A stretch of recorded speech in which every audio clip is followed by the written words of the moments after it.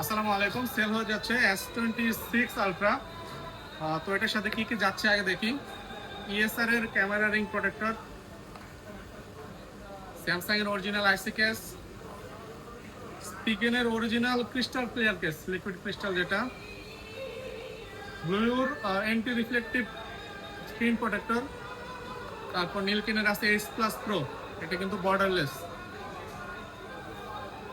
এবং স্যামসাং এর original charger 50 ওয়াটের। তো এখন আমরা ফোনটা আনবক্স করবো আগে। হোয়াইট কালারের ফোন।